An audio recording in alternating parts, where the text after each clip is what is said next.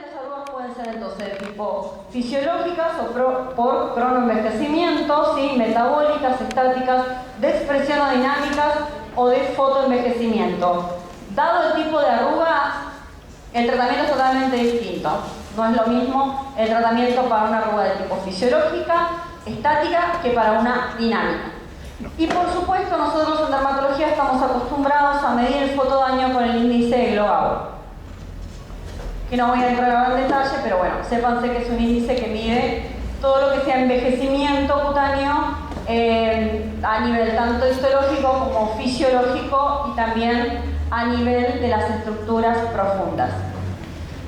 Vamos a plantear todo lo que tenemos en cuanto a tratamiento. Hoy en día,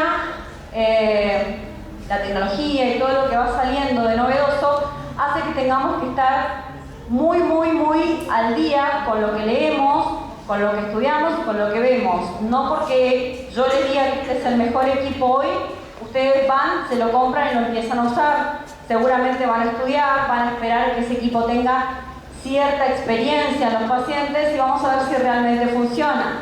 Y lo mismo pasa con todo. Yo voy a un congreso y veo que sale un producto nuevo, de lo que fuera, mesoterapia, ¿sí? Un antioxidante, algo bebible, un nuevo filler, ¿sí? Entonces, no porque sea lo último va a ser lo mejor y voy a dejar lo que estoy haciendo, pero sí lo voy a agarrar, voy a empezar a estudiar y voy a esperar un poquito de tiempo o hago mi propia experiencia o ver en el mercado cómo va funcionando, ¿sí? Muchas veces nos pasó que durante los años nos dimos cuenta que las cosas no eran tan como parecían, o sea, salió como rejuvenecimiento facial sin cirugía, lifting no quirúrgico, radiofrecuencia. Ahora salió el IFU. Plasma rico en plaquetas sirve para todo. Nada es nocivo y todo es maravilloso. Entonces, no siempre es así. Y muchas veces uno se equivoca por apurarse y entonces no espera ni siquiera el tiempo, que cuando nosotros estudiamos en medicina se llama tiempo de experimentación y evaluación en un paciente, para ver mínimamente un año de resultados, ir viendo si realmente eso es tan mágico como dice o es bueno, pero no tanto, qué efectos adversos tiene, los pros y los contras, y en lo que sea, no solo en equipos, sino también en productos de cosmética. A ver, bueno, yo hago cirugía, así que tenemos las armas de cirugía también, pero tenemos mesoterapia, IFO, como les dije que salió lo último, todo lo que sean las técnicas de needle, que ahora salieron los famosos rollers, pero yo hacía needle desde que simplemente había un dispositivo como si fuera un lapicito con agujitas muy chiquitas que venían en hilera, en vez de ser un rodillo como esto, y parecía como si fuera la vaina de una Gillette, ¿sí? Metálica con muchas punturas. Entonces todo lo que sea needle, carboxiterapia, microdermobración. La carboxiterapia hoy en día hay un resurgimiento de la misma. Yo carboxiterapia desde que me recibí hace 15 años a la par de mesoterapia. Son dos de las técnicas que no voy a dejar. Salga el mejor equipo que salga del mundo porque de hecho no solo son muy buenas, sino son equipos de bajo costo y que tienen mucha amplitud de posibilidades de acción y patologías. Por ejemplo, les cuento que uno de los resurgimientos actuales de la carboxiterapia apunta a todo lo que sea una aplicación contraria a lo que veníamos haciendo. Hace años sabemos que la carboxiterapia se utiliza sobre todo, bueno, que nació en Francia, que lo descubrieron de casualidad, de bolos, por el efecto que tenían las aguas termales, el CO2. Bueno, eso hace que actualmente tenga una aplicación tradicional en todas las patologías corporales, como ser adiposidad, celulitis, reducción, mejorar el torrente circulatorio, ¿sí? Vasodilatación, angiogénesis, efecto Bohr, bla, bla, bla, todo lo que sabemos. Bueno, dando vuelta a la hoja, actualmente se sabe que la carboxiterapia sirve para estrías, alopecia y arrugas estáticas o flacidez. ¿Por qué? Eso hace que la colocación sea totalmente distinta a lo que veníamos estudiando hasta ahora. En vez de colocarlo a nivel profundo, y rápidamente les explico, con un ángulo, si esta es la piel, yo coloco la aguja en este sentido, o sea, bien perpendicular a la piel, para asegurarme que esté en celular subcutáneo. Es la aplicación tradicional, corporal, celulitis, adiposidad, mejorar el torrente circulatorio. Ahora, las nuevas aplicaciones que hacen que se regenere y forme colágeno nuevo, ¿sí? Por un decolamiento o un despegamiento entre la epidermis y la dermis, por eso sirve para estrías, alopecia, arrugas estáticas y flacidez, es: esta es la piel y yo coloco la aguja así. Esa es una de las diferencias, paralelo a la superficie de la piel, totalmente distinto a la otra aplicación. La otra diferencia es que con patologías corporales yo colocaba una vez por semana y con esto tengo que tratar de citar al paciente, lo cual es complicado muchas veces, mínimo una vez por semana, 2. Y la tercera diferencia es que cuando hago patologías corporales coloco grandes volúmenes a velocidad lenta. En patologías nuevas, como les estoy explicando ahora, que es bien superficial, es muy pequeña cantidad, ¿sí? Pero a una velocidad más rápida. Bien. Después tenemos plasma rico en plaquetas, que hoy en día sirve para todo. El plasma rico en plaquetas es maravilloso. A ver, es muy bueno, pero tampoco sirve para todo, tampoco nos engañemos, no es un relleno, es un regenerador de tejido. Se usa mucho en todo lo que sea traumatología, odontología, en estética en general, pero sepan utilizarlo, o sea, así como dicen, sale para celulitis. No es que sirva para todos los tipos de celulitis. A mí en el único caso de celulitis que me dio realmente efectos fue cuando la celulitis avanzada puede ser combinado con otras técnicas en celulitis flácida. Y en celulitis avanzada grado 4, donde hice una subcision, posteriormente a eso, inyecto plasma rico en plaquetas. ¿Se entiende? No es que viene un paciente con celulitis y yo le hago plasma rico en plaquetas. Cada cosa tienen que saber para qué se utiliza y así sí van a tener buenos resultados. Por supuesto los peeling, todos los que a ustedes se les ocurran, no dejo de hacerlos, tanto químicos como mecánicos como la microdermoración. La nutrición es fundamental. En mi centro trabajamos un grupo grande, cirujano, dermatólogo, kinesiólogo, nutricionista y cosmetólogo. Dentro de los nutricionistas está muy en boga lo que se llama la nutrigenética. Estén atentos a eso, es lo último que se viene hoy en día. Y así como la típica frase que dice somos lo que comemos, actualmente se sabe que muchos de los alimentos que estamos ingiriendo no solo nos perjudican para el envejecimiento cutáneo, las manchas, las arrugas, la flacidez, sino que nos están oxidando al punto de producir enfermedades. ¿Sí? Se está cuidando mucho eso y se sabe que la fisiopatología, la mayoría de las enfermedades y el 90% de ellas, incluida el cáncer, está producida por la mala alimentación. Estamos ingresando alimentos incorrectos a nuestro organismo. Obviamente la radiofrecuencia, todas las que ustedes quieran, monopolar, bipolar, pentapolar, zaraza, como dice un amigo mío. Y por supuesto la luz pulsada no deja de estar en boga, es nada más que el termómetro para medir la radiofrecuencia y drenaje linfático manual para reactivar la circulación. Bueno, entonces básicamente nosotros seríamos como estos hombecitos, ¿sí? Como si fuéramos pequeños constructores que lo que tenemos que hacer es, los constructores de guardapolvo blanco, le dicen mis alumnos, como ir regenerando las partes del rostro que podamos, ¿sí? Entonces, en cuanto a superficie, podemos utilizar todos los procedimientos que me mejoren la superficie externa, como son los peeling, químicos, mecánicos, microdermoración. También existen los láseres, si el que tiene la posibilidad de tenerlo, los IPL, la radiofrecuencia fraccionada, la mesoterapia.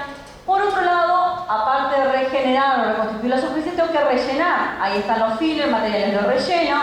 Puedo relajar si tengo una arruga dinámica, entonces ahí están todas las toxinas botulínicas que ustedes quieran, o la cirugía también para los músculos, toxina botulínica, Dysport, Botox, no importa. Normalmente la idea es tratar de combinar las dos y saber cuándo tengo que usar una y cuándo tengo que usar otra, y los pros y los contras de una y otra. Entre ellos se van a pelear siempre.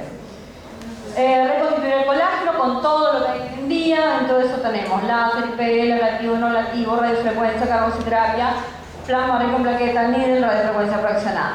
Y remodelar también o reponer el volumen con todo lo que sean filler o plasma rico en plaquetas. Bien. Si nosotros tenemos que hacer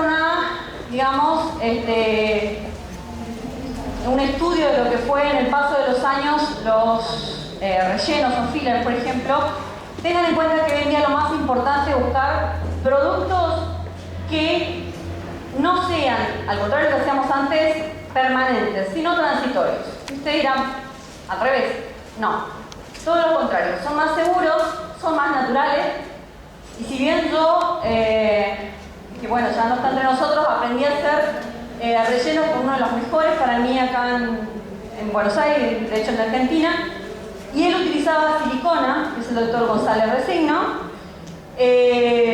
Fue mi maestro, yo por ahí no coloco silicona. Para mí el único que ponía bien silicona y sabía utilizarla era él. Hoy en día, lo nuevo que se viene es utilizar todos productos que se vayan, que duren lo más posible, pero que se vayan en algún momento. 1 año, 2 años, están probando los últimos, 8 meses, 6 meses, 2 meses, 1 mes. ¿Estamos? Lo que se viene es todos los ácidos hialurónicos, que cuanto más reestructurado esté la molécula, más tiempo dura, mayor densidad tiene, mayor profundidad tienen que ponerlo, a mayor profundidad.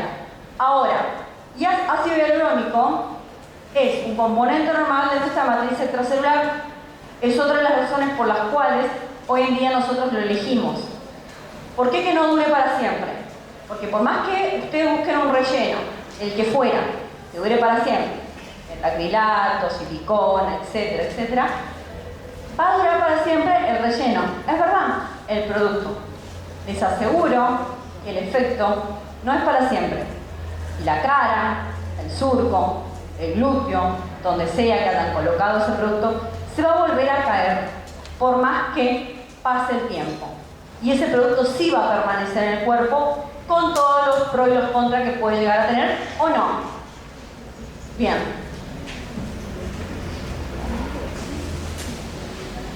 Esto es también lo último, ¿sí?, que salió en cuanto a todo lo que sea forma de aplicación, tanto de relleno como de fillers en general. El doctor Di Maio, que todos los años los colocadores de relleno y de toxina botulínica tenemos la posibilidad de estar con él en una charla, es uno de los mejores colocadores en este momento en Latinoamérica. Tiene la presentación ya del segundo libro con lo que se llama MD Codes, ¿sí?, que son los códigos de colocación tanto de fillers como de toxina botulínica. ¿Qué es, digamos, a qué apunta él? Básicamente apunta a que no tengo que ir, en cuanto a los fillers, a la arruga en sí. O sea, muchas veces viene el paciente el paciente no tiene por qué saber, el paciente no sabe, lo que sabemos somos nosotros. Me rellena el surco y uno clásicamente rellenaba el surco y durante años, me incluyo, estuvimos rellenando el surco. Hoy en día pensamos en los que tenemos sobre todo visión quirúrgica y los que no piensen igual. ¿Qué hace un cirujano plástico cuando quiere tensar? Busca lo que sean los vectores, ¿sí? Esos vectores hablan de que si yo hago este efecto, ¿sí?, de estiramiento, el surco se disimula. Por eso con un lifting quirúrgico obviamente se disimula. No siempre, pero muchas veces uno apunta a rellenar el surco y termina dejando el surco con un cordón en el surco o chorizo, más el tejido que hay encima. ¿Está?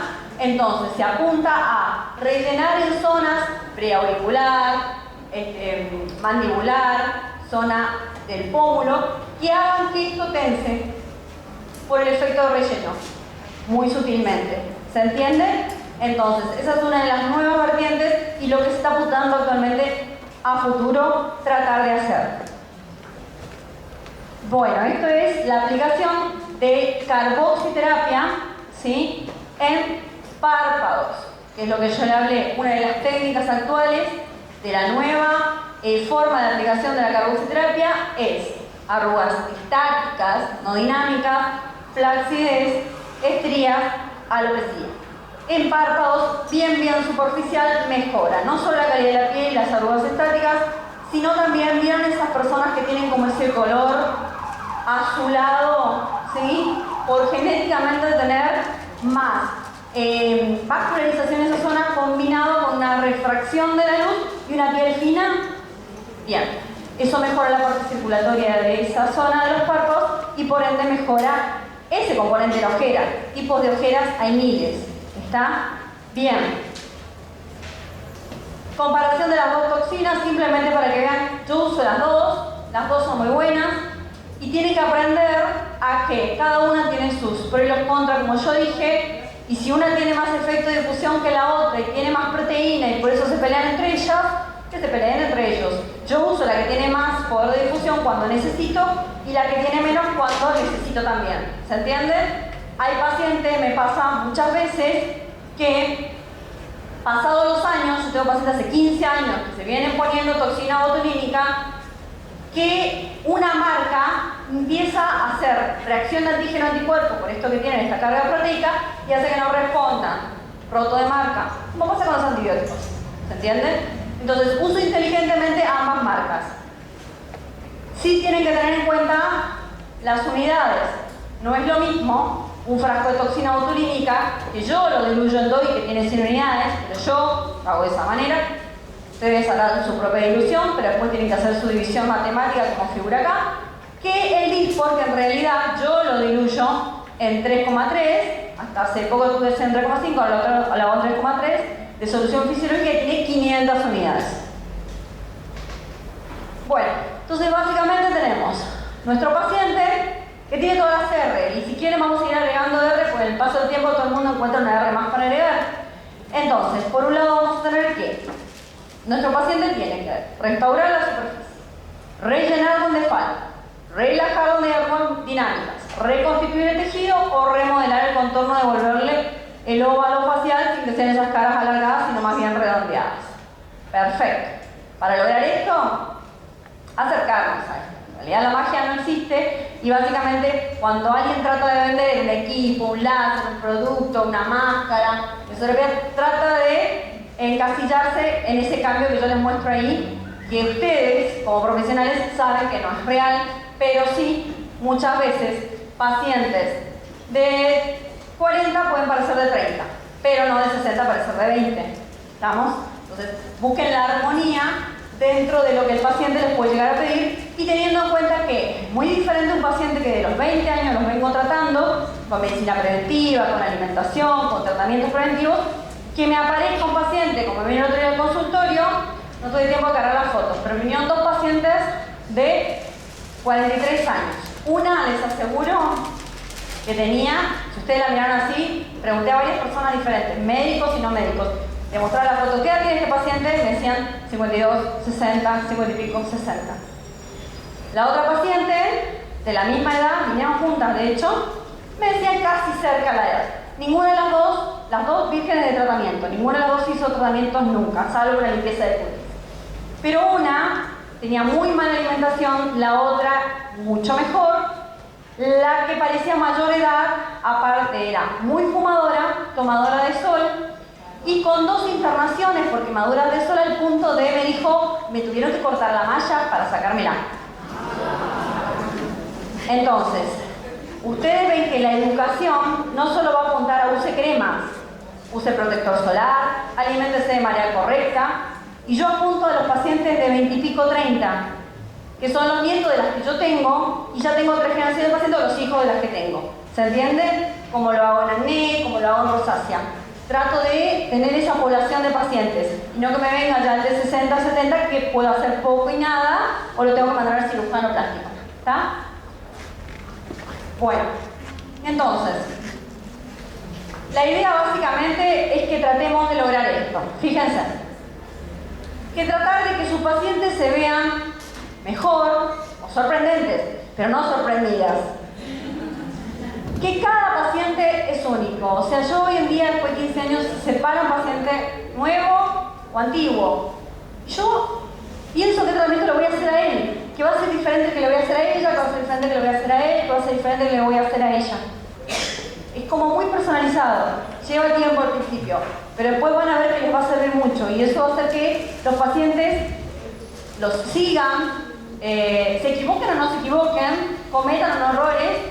Y yo siempre digo que no se equivoca el que no hace nada y que uno aprende más de los errores que de no haberse equivocado, que no hay que ser egoísta con lo que uno sabe, sino todo lo contrario. Yo no puedo enseñarle a usted, me voy a quedar sin pacientes, yo tengo mis pacientes porque hago bien lo que yo hago y tienen que lograr que con el paso de los años, como dice mi secretaria, los pacientes de ustedes bajen la escalera, igual son 4 escaleras, pero bajen la escalera mirando hacia atrás con los ojos cerrados.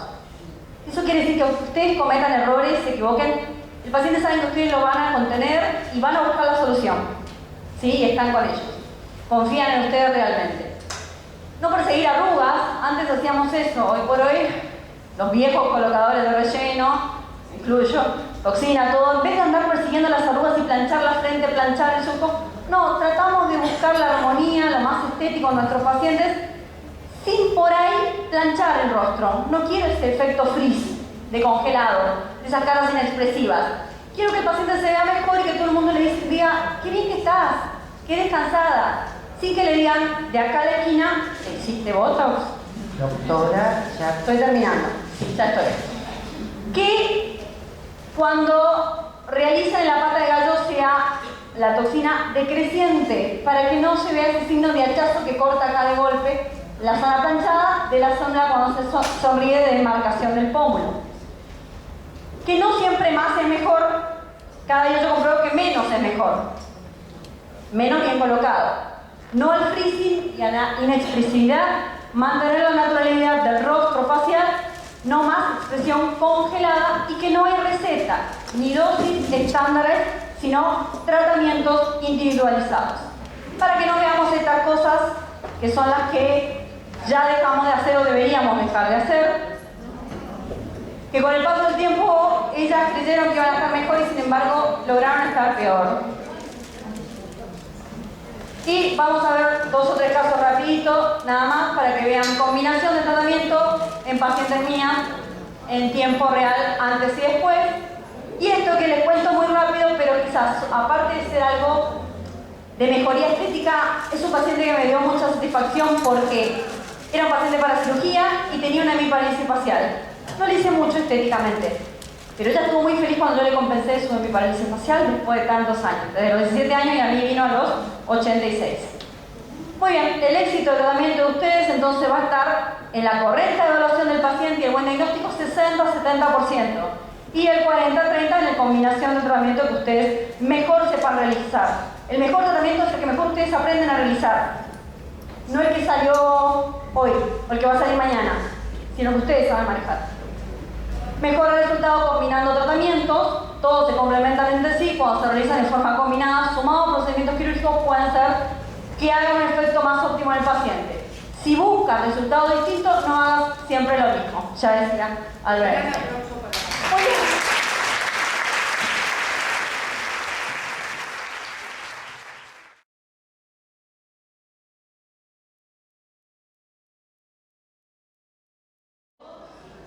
Gracias por estar acá.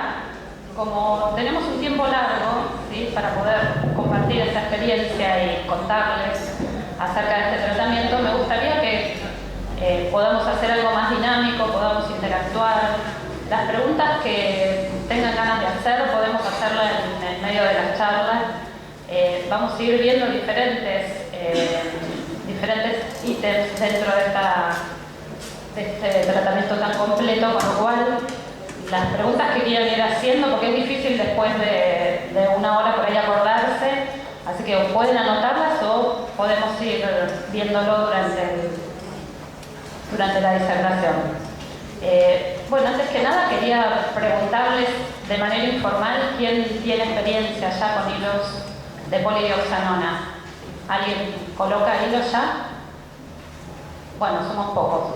Espero poder aportarles cosas nuevas y a quienes todavía no lo hacen, inspirarlos y darles los conocimientos para que se animen y empiecen, ¿sí? Bueno, yo soy la doctora Mariana Cifra, trabajo junto con la doctora Karina Ravera.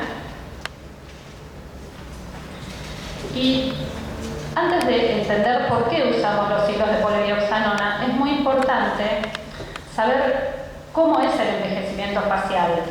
Tenemos que tener en cuenta que hay factores multifactorial y el envejecimiento es tridimensional, tanto con procesos anatómicos, bioquímicos y genéticos. Los factores pueden ser externos o internos. Dentro de los factores externos, la luz ultravioleta, si fumamos o no, la ingesta de alcohol, determinados medicamentos que uno puede tratar, el estado nutricional y el estado hormonal impactan en el envejecimiento de la piel y el tejido celular. La mayoría de estos cambios pueden predecirse Y la medicina preventiva, en este caso, tanto para los dermatólogos como para los que hacemos medicina estética y cirugía, es muy importante dar las recomendaciones de prevención, tanto desde la fotoprotección como insistir en todo el aspecto nutricional. Los cambios se evidencian mayormente, sobre todo los que tienen que ver con la flacidez, a partir de los 40 años. Pero es importante tener en cuenta que a partir de los 25 años el colágeno disminuye un 1% anual, con lo cual si uno se va a plantear un tratamiento preventivo de envejecimiento, los 25 años ya es una edad donde uno debe aconsejar y podemos iniciar algunos tratamientos. Tanto el estrés oxidativo como la formación de radicales libres, y hay todas nuevas teorías acerca de fenómenos inflamatorios, son los que van a llevarnos a la destrucción del colágeno y la elastina y, en consecuencia, la pérdida del tono y de la firmeza de la piel.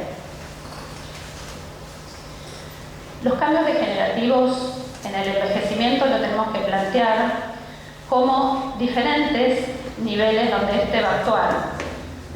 Tenemos el compromiso óseo, el descenso gravitacional de los tejidos, la atrofia de la grasa profunda y, por supuesto, el deterioro cutáneo. ¿Cómo se manifiesta? Bueno, tenemos el aplanamiento de las áreas laterales de la nariz, la aparición de pliegues palpebrales, arrugas periorbitarias, los surcos que se marcan más, la alteración en el surco de lágrimas, los surcos nasogenianos, por supuesto, se profundizan y se alargan, y por supuesto los cambios cutáneos que vemos como manchas, arrugas, telangiectasias.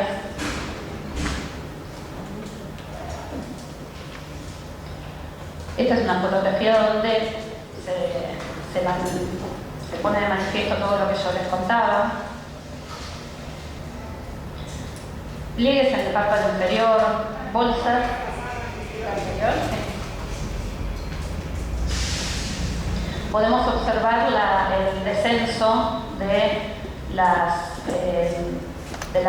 todo lo que es la grasa mediofacial, la ptosis del platisma, la aparición del doble Joule, por supuesto el alargamiento del surco, los hoyuelos periorbitales, la aparición, de líneas de marioneta y el descenso de todo el rostro. Con respecto a los cambios óseos, es muy importante si uno traza una línea, que es la línea de Frankfurt, que va desde el piso de la órbita hacia la región del trago, vamos a ver que con el envejecimiento, con la teoría de Lambros, se genera una rotación en el sentido de las agujas del reloj, donde hay un retroceso de la zona malar y orbitaria con un aumento o una progresión hacia adelante de la zona glabelar. Eso es con respecto a la base craneana. Por supuesto, esos cambios óseos hacen y contribuyen a la deflación de los tejidos. Esto que lleva a que el tercio medio pierda altura, ¿sí? La órbita pierde proyección, la punta nasal cae, se alarga el labio superior, la arcada dental inferior se hace más evidente y, por supuesto, la menopausia hace que también la reabsorción ósea se profundice.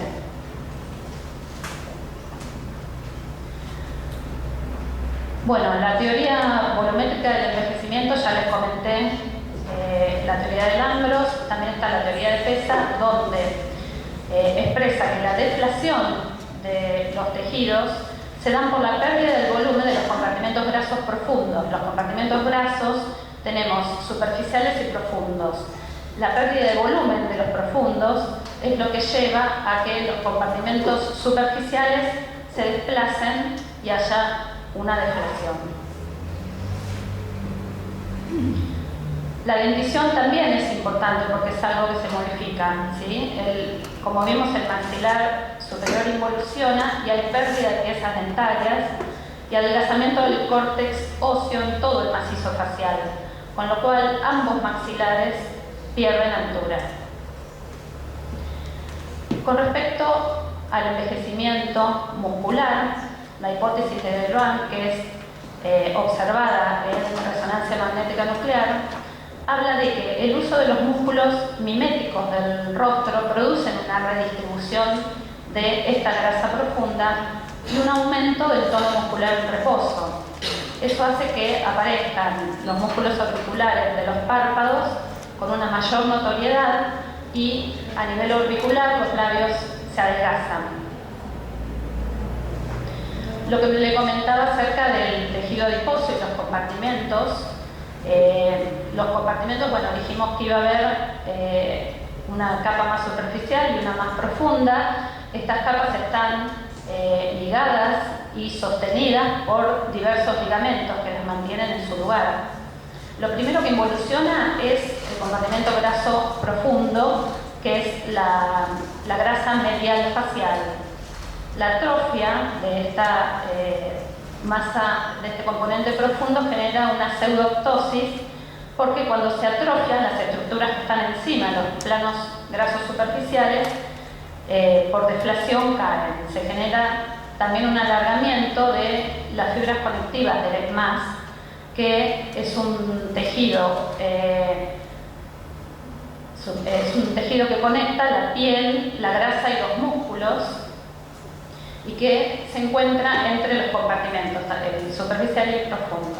Es un sistema músculo-aponeurótico que tiene tabiques y que tiene ligamentos que hacen que las almohadillas grasas se conserven en determinado lugar.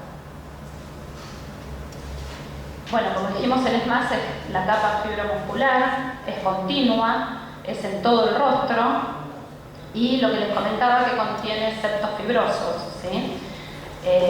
Divide los compartimentos, y es muy importante saber que el aporte vascular cutáneo y graso penetra perpendicular a la piel y forma parte de estas fibras. Entonces, los cambios en las propiedades viscoelásticas del ESMAS generan la ptosis y la pérdida del volumen facial, teniendo en cuenta que el aporte sanguíneo se ve disminuido. Esto es un factor importante a pensarlo. Los ligamentos de retención, esto también es lo que nos ayuda a generar la ptosis. Los ligamentos son condensaciones fibrosas, osteocutáneas y musculocutáneas que van a anclar los tejidos superficiales. La mejilla se suspende por el ligamento cigomático malar, y el progresivo debilitamiento de estos ligamentos es lo que contribuye a la ptosis. Estos son los ligamentos que están implicados en el sostén de estas estructuras. Tenemos el orbitario, orbitomalar, cigomático-malar, maceterino, mandibular y auriculoplatismal. Ahora lo vamos a ver mejor en otros gráficos. No sé si voy a tener puntería desde acá, si llega. El ligamento de retención auricular, ligamento macetérico, el ligamento cigomático y el ligamento mandibular, junto con el ligamento plastisma auricular, son los que contribuyen a este sostén.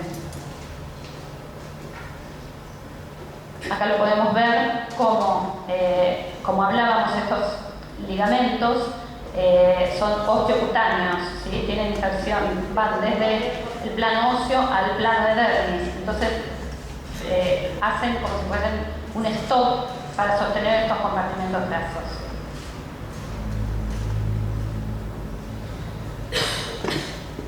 Algo importante para conocer de la anatomía en la zona facial es saber que está inervada por el nervio facial con todas sus ramas. Esto es importante para que después veamos, según los puntos de entrada del tratamiento, tenerlo siempre en cuenta.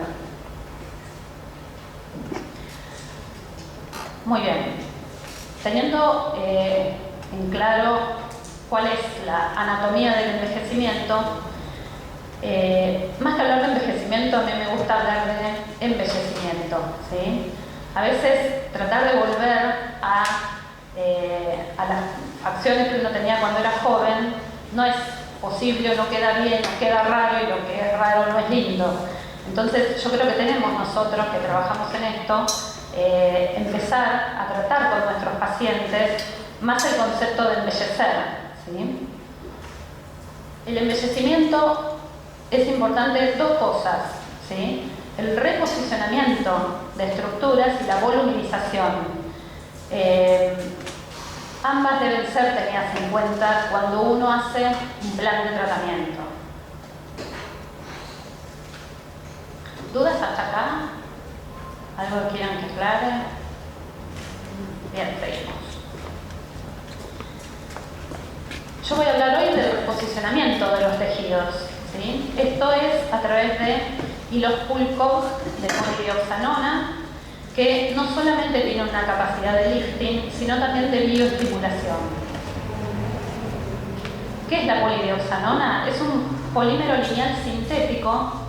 Su estructura molecular proviene de la pedioxanona, que es un anillo que por catálisis se transforma en un polímero que es la polidioxanona, que es un polímero lineal.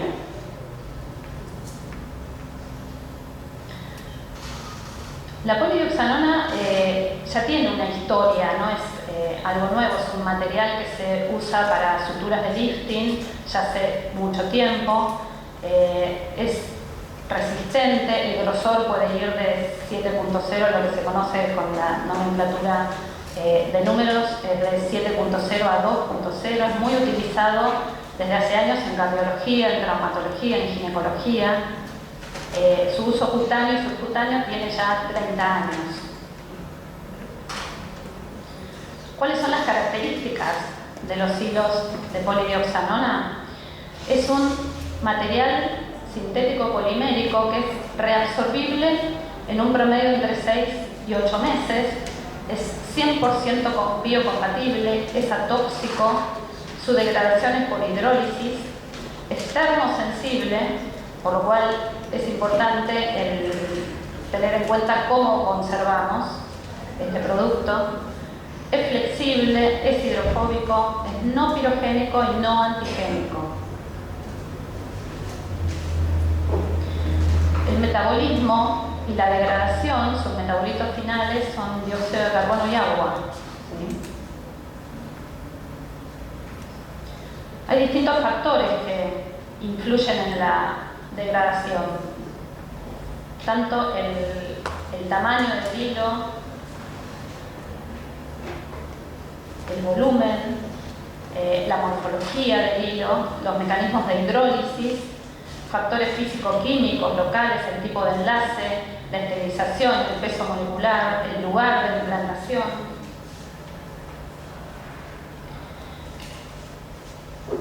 Y recalcar entonces que la acción de estos hilos no es solo un lifting mecánico, tiene un efecto metabólico con bioestimulación celular.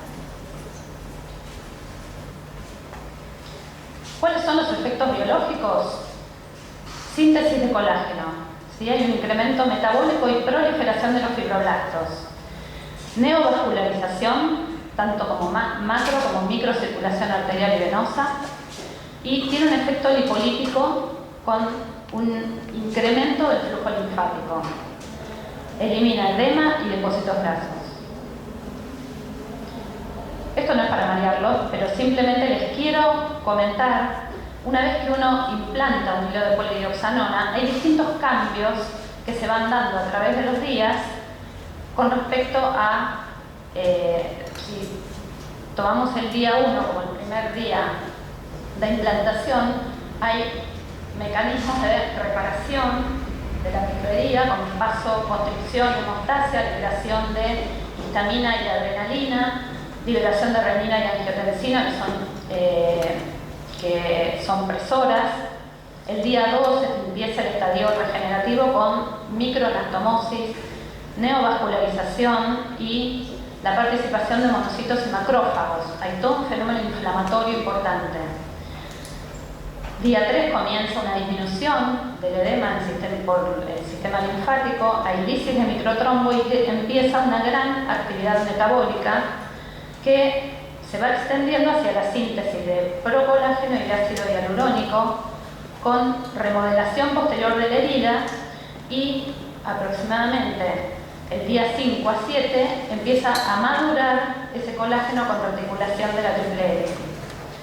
Por supuesto, la regeneración lleva su tiempo, finaliza en el día 21 y en el día 15 ya tenemos un efecto antiptosis. Esta es una imagen ecográfica, ¿sí? Luego de colocar los hilos. De vuelta, voy a tratar de apuntar. Esto es epidermis y dermis, esto es hipodermis, ¿sí?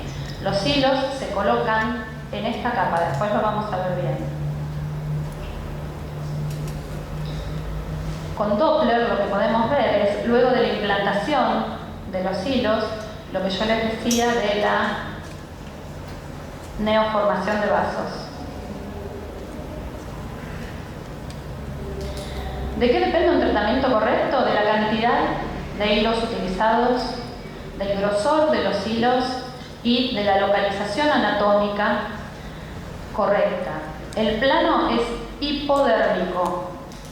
La técnica también influye porque tenemos distintas maneras de colocarlo, pueden ser en forma paralela, retícula, double layer, que es hacer una doble capa de hilos. Después vamos a ir viendo las diferentes técnicas. Les voy a describir lo que son los monofilamentos, ¿sí? En general los hilos de polidioxanona los podemos dividir en monofilamentos que tienen diferentes formas, ahora les cuento, y los hilos pulco, que son los que vienen espiculados. Los monofilamentos, podemos verlos en la primera foto, vienen de diferente grosor y de diferente longitud según donde uno los quiera colocar. Tenemos después dos variantes, que es el doble screw, que es un hilo enrollado en la aguja, un hilo doble enrollado en la aguja de colocación, o el twin twist, que es un doble hilo montado en una aguja. Después tenemos el Rose Hof, que tiene espículas unidireccionales. Y la segunda línea, que son los hilos espiculados, ¿sí? Es una doble línea con espículas bidireccionales. También vienen de diferentes longitudes, pero lo más importante es que estos se colocan con una cánula, siendo mucho más seguro el procedimiento de esta manera.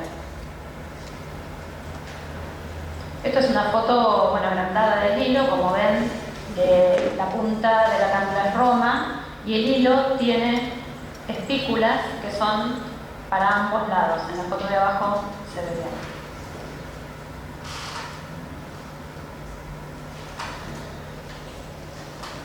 Es muy importante conocer los vectores. Como hablamos, los vectores que envejecen son vectores negativos o descendentes y los de rejuvenecimiento son vectores positivos o ascendentes. Estos vectores pueden ser verticales, oblicuos u horizontales. Vamos a evaluar los vectores según el sitio del rostro que queremos mejorar, ¿sí? En el tercio superior habitualmente son verticales u oblicuos. Después vamos a ver en qué caso elegimos cada cosa. ¿Para qué están indicados los vectores del tercio superior? Para el descenso cutáneo de la frente, el descenso de las cejas o de la cola de las cejas, descenso de los párpados superiores, de la piel glandular, ptosis tisular de la fosa temporal y alargamiento de los párpados inferiores. ¿Cuáles son las formas de colocarlo? Estas son algunas, ¿sí? Los vectores son orientativos y hay que evaluar muy bien al paciente y qué es lo que uno quiere mejorar. Para lo que es patas de gallo, podemos dar un marco, ¿sí? Con planos tanto oblicuos como verticales. Habitualmente se ponen paralelos. La distancia entre hilo y hilo puede ser de 2 milímetros o ser evaluada según el caso. Para esa zona usamos monofilamentos. Estos son algunos vectores nuevos que, si pueden ver, los que están Estos son los que usamos con PECO para poder levantar la zona media y la cola de la ceja, ¿sí? Y estos son patrones con monofilamentos que sirven para redensificar esa zona, incluso para poder tratar el surco de la herida.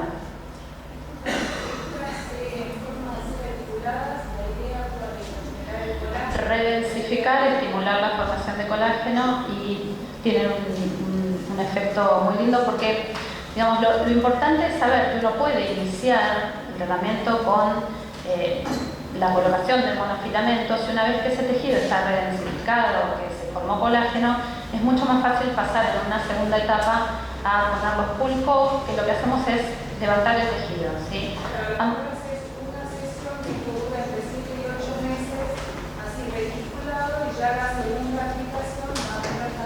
Sí, exacto.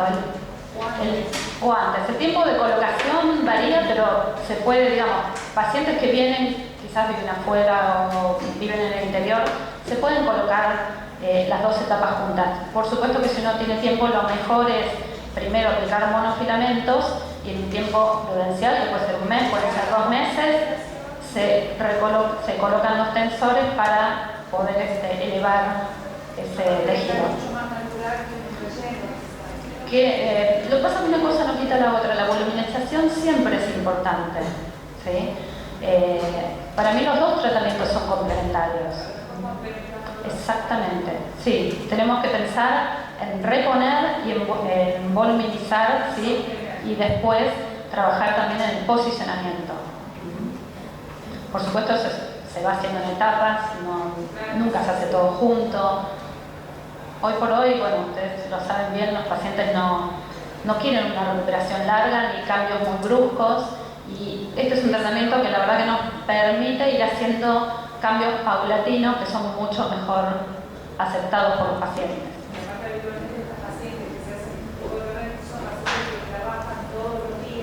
Exactamente.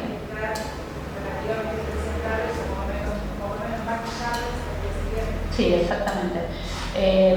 No quita que haya pacientes que tienen indicación de lifting, pero hoy cada vez más se está tratando de retrasar ese momento o hay pacientes que se niegan a operarse. Entonces me parece que igual hay que darles una solución. Independientemente de la edad, hay pacientes muy jóvenes que su peor problema es la flacidez y con reponer volumen hay lugares donde uno no llega, ¿sí?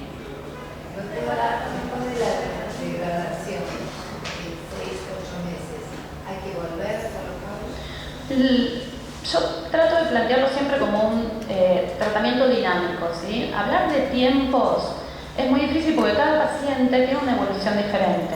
Habitualmente, antes de los 8 meses, lo que es monofilamento, si uno hizo una buena reticulación y aplicó una buena cantidad de hilos, no es necesario colocar. Por supuesto, si uno coloca en un área y se suma que el paciente quiere o merece el tratamiento en otra área, sí, obviamente se recolocan.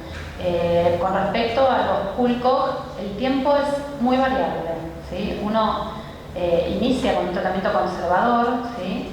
Que nunca debe bajar de 4 pulcos, de 6 pulcos, 3 de cada lado de la cara, 4. Menos de eso, la verdad que los resultados no son buenos.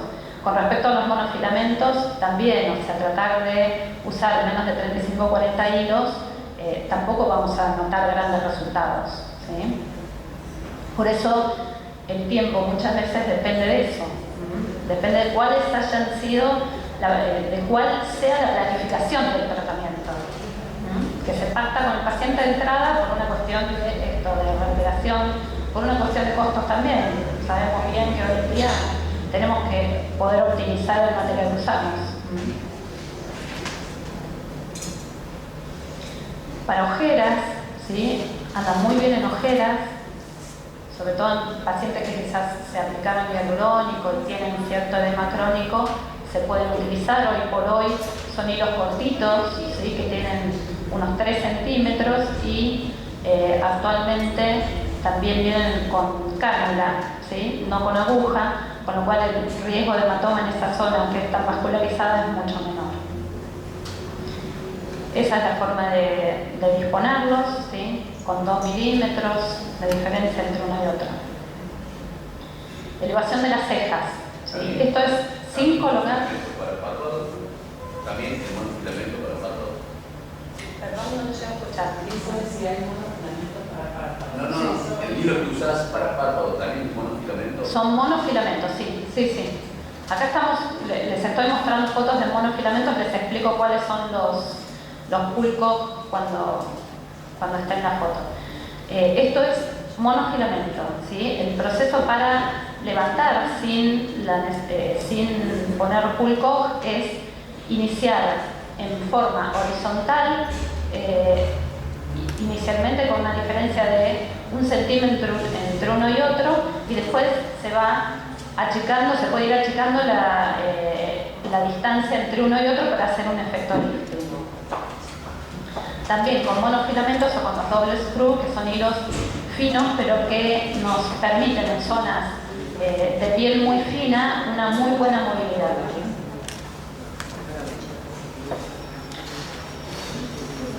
Este, por ejemplo, es una paciente que tenía un edema crónico palpebral luego de la aplicación de ácido hialurónico, como con la colocación de hilos monofilamentos, como está dispuesto en la foto de arriba, mejora ese edema. Junto con radiofrecuencia, ¿no? La radiofrecuencia anda muy bien también para el edema. ¿Esto es el día de la contratación? No, un tiempo después. Avisa que no se puede sacar fotos a los pacientes. Sí. Hay muchos que tienen los ojos tapados, pueden sacarles. Otros no tenemos la autorización formal de los pacientes, con lo cual les pido que no saquen fotos. Vectores del tercio medio, lo mismo, verticales, oblicuos u horizontales. ¿En quiénes están indicados? En quienes tengan descenso o involución de los compartimentos grasos, descenso del tip nasal, surcos nasogenianos marcados, alargamiento del labio superior, todo por laxitud ligamentaria.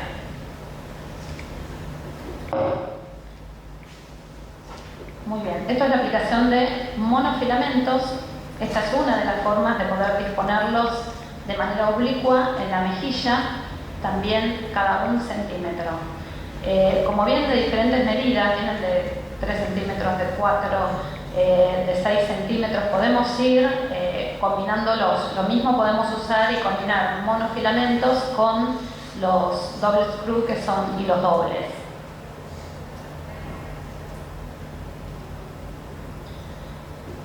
Las arrugas peribucales, ¿sí? y las líneas de marioneta también se pueden colocar en forma oblicua a lo que uno quiere mejorar.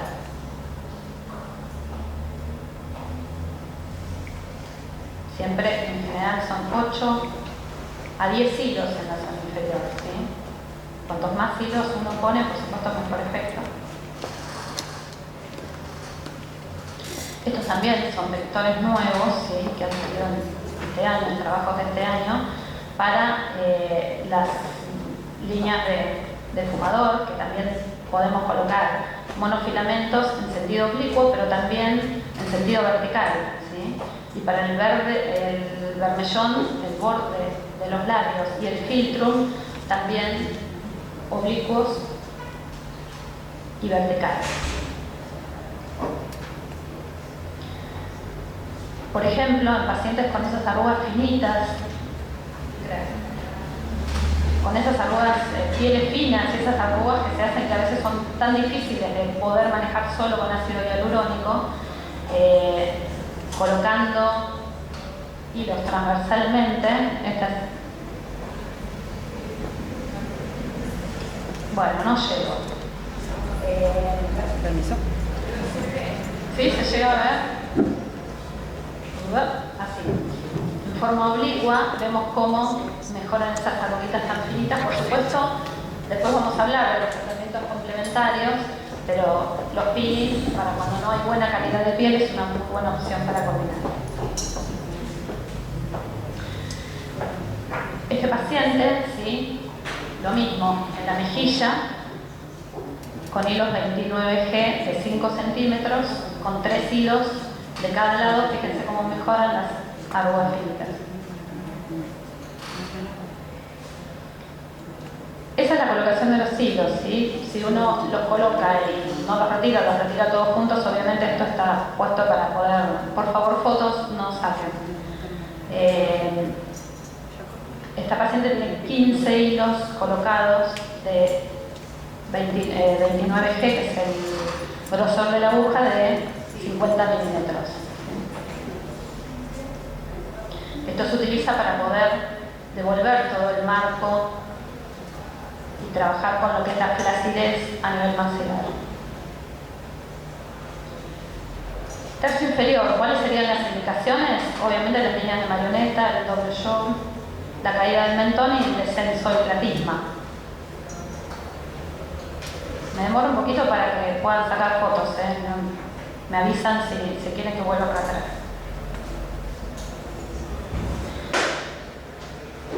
Entonces, ¿cuál sería la forma de colocación para poder redefinir el óvalo facial y el perfil maxilar? Habitualmente lo que usamos es, siguiendo el borde mandibular, que puede colocarse tanto por encima como por debajo, líneas horizontales de monofilamentos, que pueden ser, según el tamaño del rostro, de 6 centímetros o de 9 centímetros. Y un vector vertical que puede colocarse cada 0,5 centímetros a cada 1 centímetro hacia lo que sería el sostén del ligamento cigomático, ¿sí? Estos están colocados así vertical. Los hilos que podemos usar también están descritos ahí, tanto los mono como los doble screw, como los que vienen espiculados monodireccionales, que no son para tensión. En el cuello esta es una de las formas de aplicación. Como les comentaba, el hilo doble screw es un hilo fino que nos sirve mucho para lo que es zonas de mucha movilidad, ¿sí? Tanto peribucal como la zona del cuello, que al ser la piel fina permite un movimiento sin que esto genere ningún tipo de artefacto en la piel. Se pueden poner tanto horizontales como verticales, como se ve en esa foto. En la zona del mentón se puede hacer un entrecruzamiento con hilos oblicuos y horizontales. Podemos usar hilos de 6 centímetros, de 3, con diferentes grosores.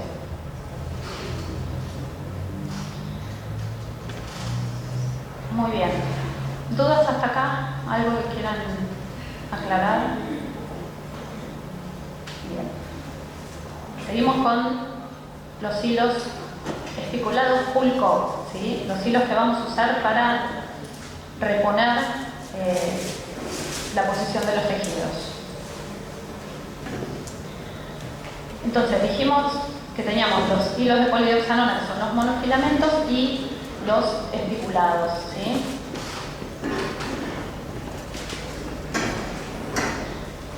Les voy a enseñar varios vectores, algunos que usábamos hace un tiempo, pero que no dejan de ser efectivos de acuerdo a la evaluación que uno puede hacer del paciente, y algunos vectores nuevos.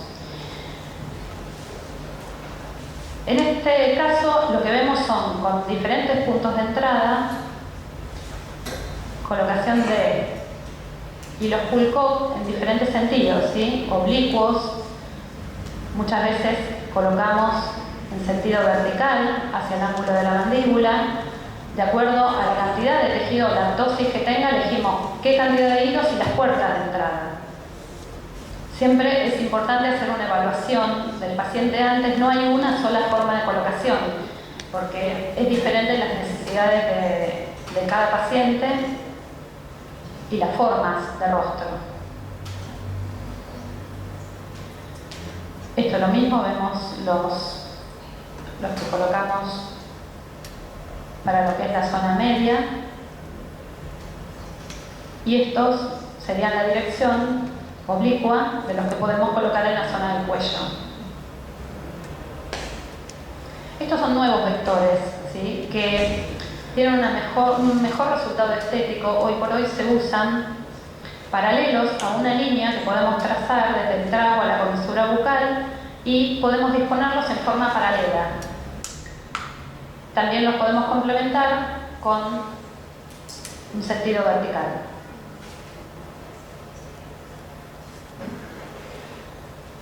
Bueno, los patrones de cuello, cómo se pueden complementar con lo que es monofilamentos y la aplicación de los hilos que tensan, ¿sí?, los pulcos.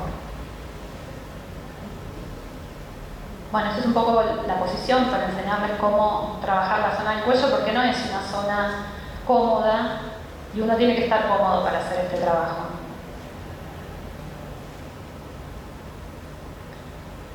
Algunos vectores del cuello, ¿sí?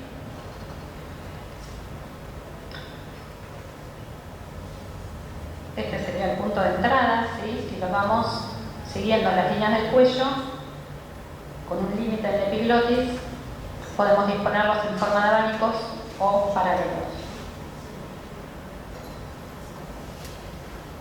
Lo mismo, ¿sí?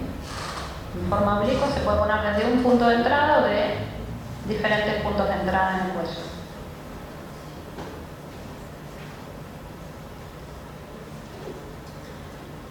Les voy a mostrar un video, ¿sí?, para que puedan hacerse una idea de cómo es la colocación, ¿sí?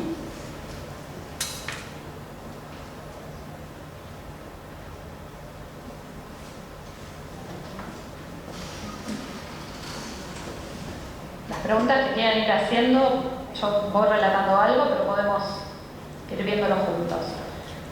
Se anestesia el punto de entrada de la cánula. Se hace una perforación con una aguja. Si uno usa una cánula 19, se hace una perforación con una aguja que permita después ingresar la cánula. Es muy importante ir viendo el plano donde uno lo va a ir insertando, ir despacio. Es un trabajo muy artesanal, uno tiene que tomarse todo el tiempo para ir evaluando cómo se coloca, cuál es el trayecto que va siguiendo el hilo. Es muy importante la marcación antes, ¿sí?, porque como uno coloca muchos hilos, tener en cuenta el trayecto, luego de haber analizado antes y haber realizado la marcación según cómo uno quiere hacer la reposición de ese tejido. En rojo está la línea que yo les comentaba, ¿sí?, del trago a la comisura bucal, y en este caso los estamos poniendo de manera paralela. También fíjense que vamos a colocar uno en el borde mandibular. Uno coloca la cánula, una vez que llegó hacia el lugar que uno quiere, retira y esas espículas se abren, ¿sí? Queda el hilo por fuera de la piel, que son los hilos que después vamos a reposicionar una vez que estén puestos, ¿sí?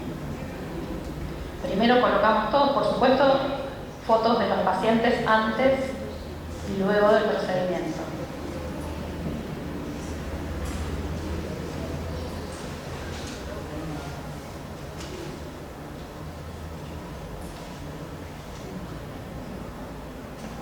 Molesta un poquito.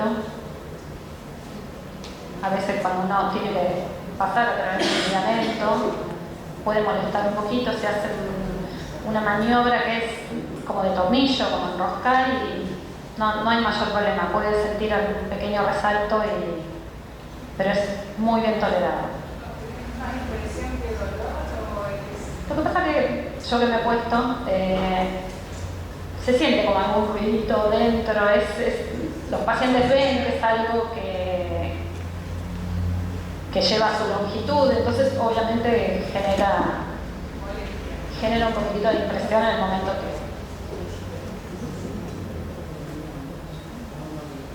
Pero no por acá la doctora sufrió en mis manos la colocación. Le he puesto monofilamentos y pulcón. Ella se los bancó todos en una etapa, Dijo, no, ya que me los pongo me quiero recuperar todo de una. Así que hicimos ahí un trabajito largo. No me gusta esperar y me quiero ver rápido los resultados y quedé impecable, no me molestó y no quedé con eso. Después vamos a hablar de las... Perdón, siempre. Sí, Pulcoc, si no es con cánula, ni loca lo haría. Da muchos hematomas. Yo he visto mucho hematoma colocado con aguja. ¿Sí? Son 10 centímetros que uno atraviesa. Mayor posibilidad de cambiar de plano y todo eso, con cánula quizás no tanto. Bueno, después vamos a hablar de tratamientos combinados, ¿sí? Podemos, junto con los Pulcoc y los monofilamentos, después lo vamos a ver bien en detalle, asociar otros tratamientos, ¿sí? En el mismo procedimiento. El Radies es una de las opciones, ¿sí? Lo llevamos, bueno, el hidroxiapatita de calcio lo llevamos al doble o a veces al triple de su volumen y lo podemos por la misma aguja del monofilamento antes de retirarla, o en el caso de los Pulcoc, inyectar el Radies o ácido hialurónico. Después vamos a ver distintas opciones de combinación. Doctora, rinomodelación, ¿también lo va a dar? No tengo experiencia en rinomodelación. La doctora no le gusta. Los Pulcoc miniatura que tiene dérmica Espera. de abajo, que hay unos Pulcoc miniatura que los he utilizado para nariz, pero verdaderamente necesito mucha más facilidad. ¿Cómo estoy de tiempo? No, está. Sí, podemos acortar. ¿10? Como decía que en el tema de la rinomodelación se pueden usar los monofilamentos 31 o 31G de 3 centímetros, y he utilizado en varios pacientes unos Pulcoc en miniatura, los utilicé en otro país. Necesito mucha más, mayor curva de aprendizaje para emitir una opinión a esta altura. En estos hilos tenemos muchísimos hilos colocados desde hace varios años ya, pero en el tema de la nariz necesito mayor curva de aprendizaje. ¿Por qué? Porque el Pulcoc se va a anclar en diferentes tejidos y uno tiene que reaccionar. Y todavía no tengo el post suficiente como para decir si mi técnica fue o no efectiva. Entonces no quiero apresurarme.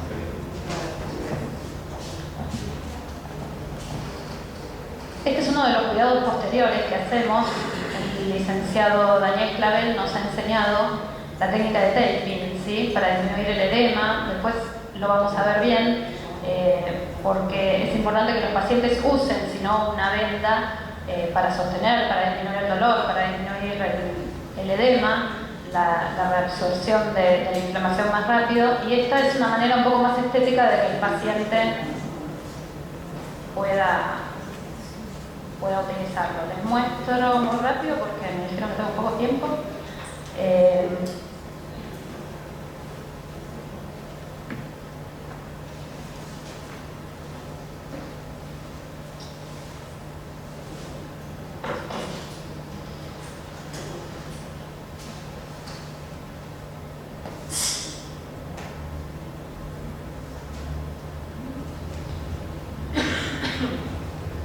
Bueno, esta soy yo, no sé si la reconocen.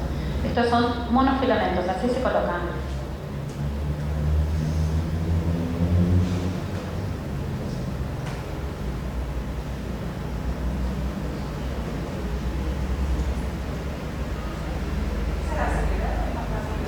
No, es así. Lo que pasa es que la doctora Ravena es muy rápida. Yo me tomo mi tiempo. Bueno. Sí. Teníamos muchas cosas. Bueno, les muestro algunas fotos de pacientes que las pasamos rápidas. Estos son resultados luego de Pulcoc. Ahí está la forma en que los colocamos. Pacientes con asimetrías, que aparte de reposicionar, podemos corregir asimetrías. Distintas formas de colocación. Fíjense el cuello, y no tiene puestos en el cuello, tiene solo en la mejilla. Bueno, de vuelta yo. Fíjense el cuello. Bueno, tratamientos combinados, lo voy a hacer muy corto. Carboxiterapia, que es la aplicación transcutánea de dióxido. Básicamente lo que queremos es hacer lipólisis. Tiene, bueno, también es lipolítica, pero también hace neoangiogénesis, recambio de colágeno, tiene efectos antiinflamatorios y analgésicos. Lo mismo, pacientes combinados hilos con carboxi, ácido hialurónico en el surco de lágrimas también, peeling con hilos, carboxiterapia, fíjense el cuello, lo mismo. Para celulitis, esta es la forma de disponerlo, que se combina con carboxi. Acá también combinado varias sesiones de carboxiterapia con hilo Fulco. Plasma rico en plaquetas es lo que más se está utilizando, combinado con los hilos. Bueno, muchos ya conocen cuál es la técnica, algunos pacientes. Lo podemos usar para alopecia, ya que usamos el plasma rico, lo podemos combinar con hilos, corporal.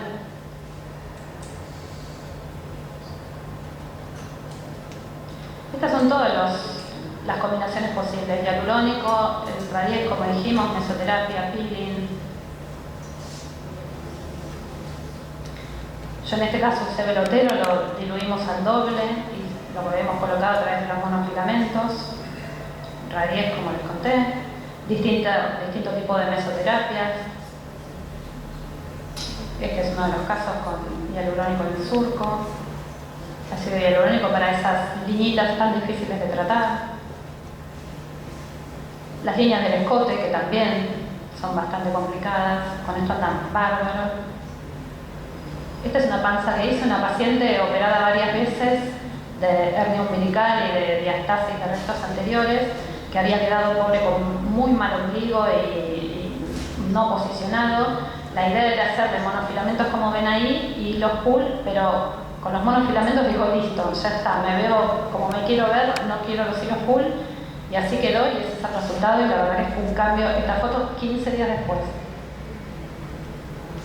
Cuidados posteriores, analgésicos, paracetamol, ¿sí? No ibuprofeno porque el fenómeno inflamatorio lo necesitamos, ¿sí?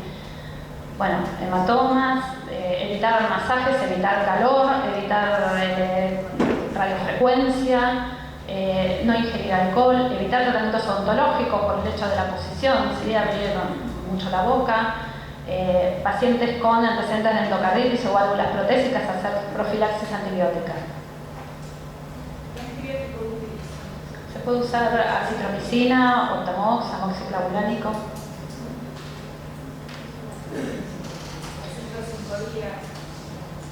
3 días. En realidad hay que tomar una dosis previa, siempre que uno quiere prevenir en ese tipo de pacientes. No se hace regularmente, solamente en ese tipo de pacientes. Esto es lo que les contaba del vendaje neuromuscular mecánico, que es el taping, ¿sí? Que mejora el edema, los hematomas y tiene un efecto analgésico. Contraindicaciones: embarazo, lactancia, antecedentes de queloides, infección, anticoagulados, ojo con las enfermedades autoinmunes, o inyección previa de materiales. Siempre que van a tratar a un paciente tienen que preguntarle si se inyectó algo antes y qué. ¿Sí? Silicona, y es uno de los problemas. Uno siempre debe darle el sticker de lo que le inyectó al paciente. El paciente tiene que tener esa información. Complicaciones, así rapidito: hematoma, dolor, inflamación, disrupción del ducto parotidio, extrusión del hilo, que el hilo se vea, sobrecorrecciones, asimetrías, migración. Vamos a ver algunas fotos, disculpen a veces la calidad, pero son fotos de pacientes que han enviado por WhatsApp o casos que uno los maneja quizás con la foto a la distancia, ¿sí? Retracciones, hoyuelos, migración del hilo, depresiones. Lo mismo, producción del extremo del hilo.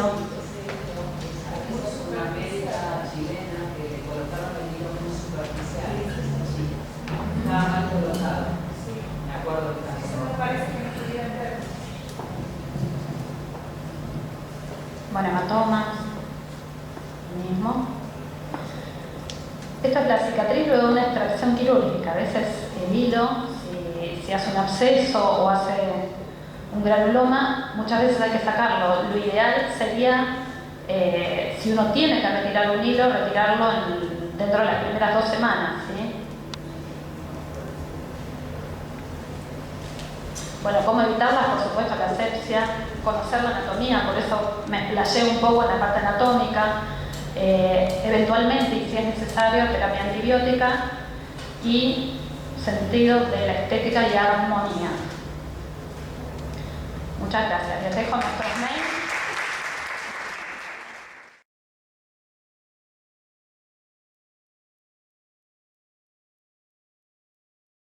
Buenas tardes, mi nombre es Damián Mifarello, soy cirujano plástico.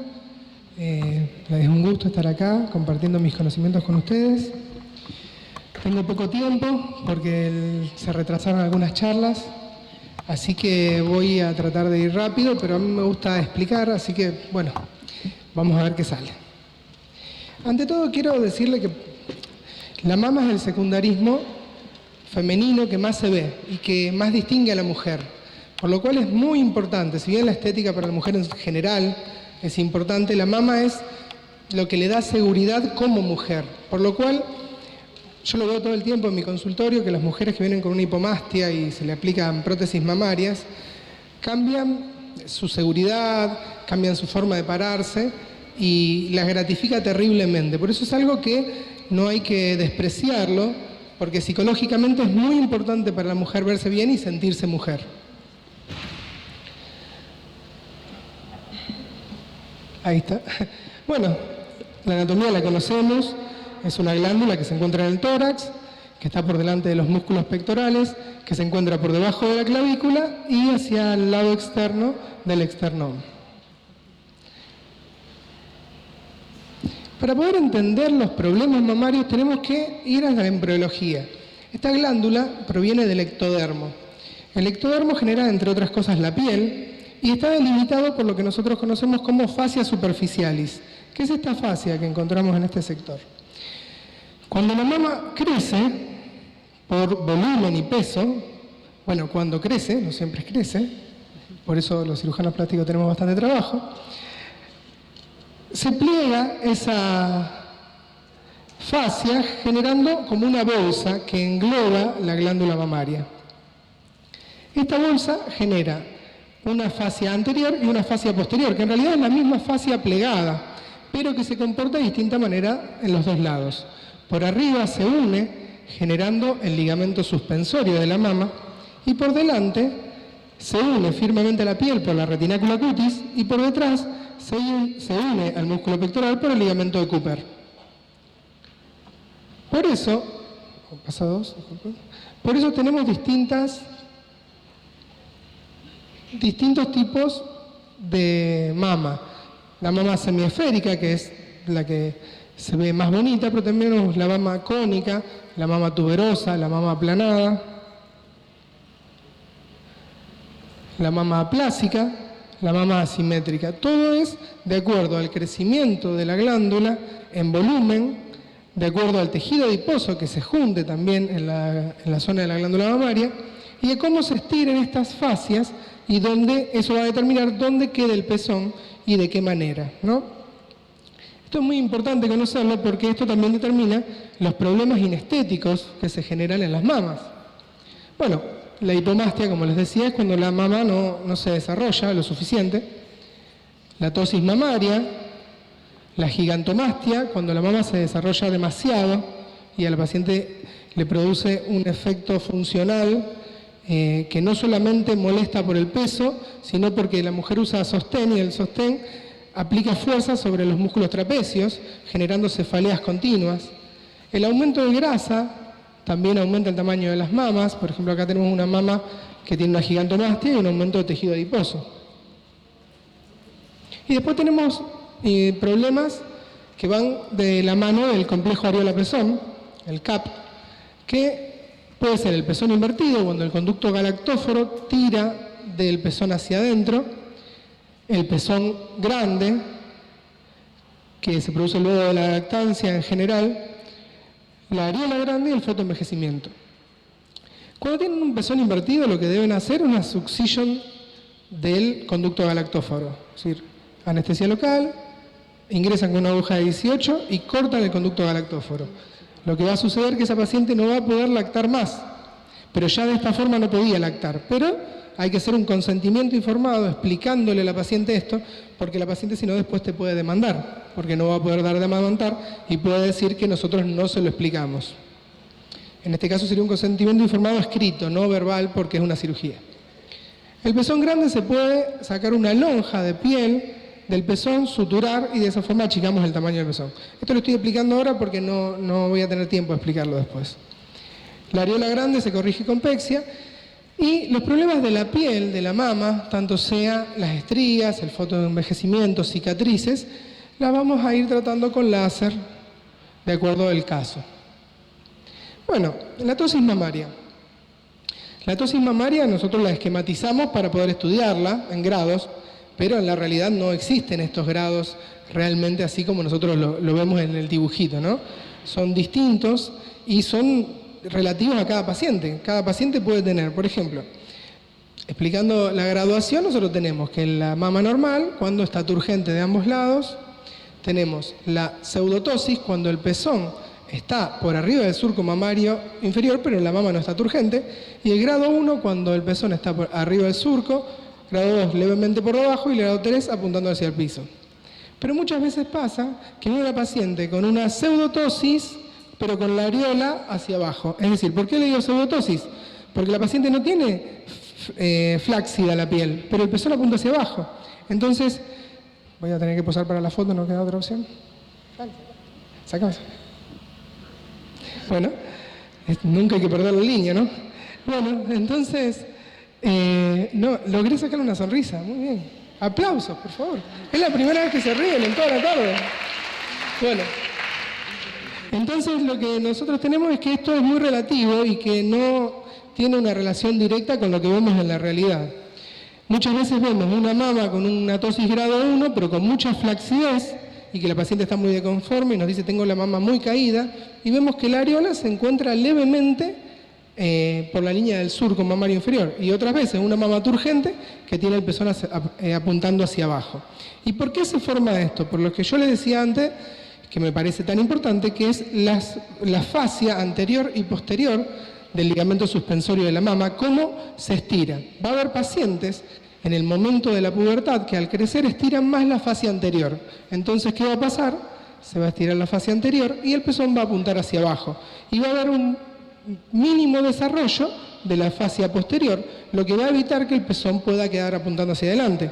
Y va a pasar pacientes que le pase todo lo contrario, que se estire mucho la fascia posterior y poco la fascia anterior y tengan la mama tosada, es decir, caída, pero a expensas del polo inferior, por lo cual el pezón se va a quedar sobre el surco mamario. Yo sé, es difícil entender fascia anterior, posterior, polo inferior, polo superior, se hace un lío, pero más o menos, ¿se entendió? ¿Sí? Bueno, barro, sigamos adelante entonces. Estas son las medidas que van a encontrar en todos los libros de cirugía plástica o cirugía estética, que son muy importantes todas conocerlas, que no son exactas, porque eso va a depender del tórax de la paciente. Vamos a encontrar pacientes que tienen un tórax largo, pacientes que tienen un tórax ancho, pacientes que tienen un tórax por ahí que es ancho en profundidad y no hacia los lados. Es todo muy relativo, por lo cual las medidas están para guiarnos. Pero hay dos medidas que son muy importantes a la hora de hacer procedimientos quirúrgicos. Y es la medida de la clavícula a la areola y la medida del surco mamario inferior a la areola. Esas dos medidas son las que nosotros más respetamos. Me pasó una anécdota, sé que no tengo mucho tiempo, pero una anécdota que me ocurrió hace poco. Vino una paciente, me dice, me hicieron una apexia mamaria, pero el areola, el complejo areola-pezón me queda fuera del corpiño. La revisé y es verdad. Y me dijo mi cirujano que no había forma de corregirlo. Yo le digo, pero esto es muy simple de corregir. El problema es que la distancia entre el surco mamario y la areola es muy larga. La medí y eran 10 centímetros, cuando tienen que ser entre 6 y 7 centímetros. Acá lo único que hay que hacer es cortar un poquito el surco inferior, el polo inferior de la mama. Y la paciente quedó anonadada que yo le dijera eso, no me podía creer, y le hice una cirugía de 15 minutos, le corregí y me quedó eternamente agradecida. Y eso es una cirugía simple que era sacar una lonjita de piel, nada más. Pero si no entendemos esto, y hay cirujanos que parece que todavía no lo entienden, nunca van a poder corregir una mama porque todo lo que hagan va a quedar mal. Así que bueno, las medidas hay que conocerlas. Por ejemplo, acá tenemos dos mamas que cumplen con las medidas, pero una no se ve tan bella como la otra. ¿Por qué? Porque en las medidas no nos habla de la proyección.